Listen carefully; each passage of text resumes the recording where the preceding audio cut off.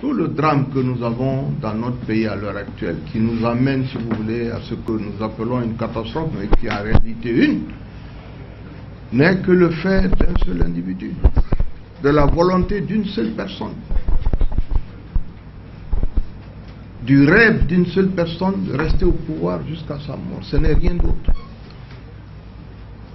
Si l'idée n'existait pas en réalité de perpétuer le gouvernement, le magistère d'Alpha pour un troisième mandat, un président qui finissait son mandat en 2020 n'avait rien à faire avec des élections législatives qu'il a lui-même retardées pendant 12-14 mois. Donc cette volonté était là. Les élections législatives nous avaient été jetées un peu pour nous disputer là-dessus, afin de diviser les FNDC et les partis politiques, l'objectif final étant toujours d'aboutir au référendum et d'avoir un troisième mandat. Il n'y a pas d'autre objectif en République de Guinée dans le camp présidentiel, notamment de la part de la personne d'Alpha Condé, si ce n'est son maintien au pouvoir.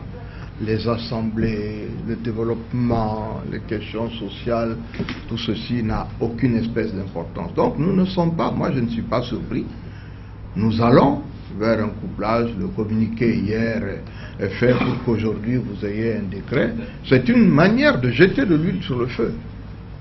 C'est une manière de bien faire comprendre que malgré tout ce qui se fait, après avoir perdu pratiquement pas loin d'une trentaine de Guinéens, comme il l'a dit dans cette fameuse déclaration, il y a des morts, mais ils l'ont fait. Moi aussi, il y aura des morts, mais je vais continuer à le faire. Il nous appartient de réagir par rapport à cela. Et je voudrais qu'on comprenne le cynisme d'une telle position qui entraîne aujourd'hui des discours va-t-en-guerre, gauche à droite. On a l'impression qu'il n'y a plus d'État ici. Il n'y a plus de gouvernement, il n'y a plus de responsables.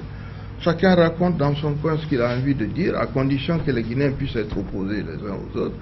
Mais c'est vraiment la disparition totale du leadership qui nous entraîne dans cette voie. Puisque ce leadership n'est intéressé que par une seule chose, être présent même si c'est pour gouverner les cimetières.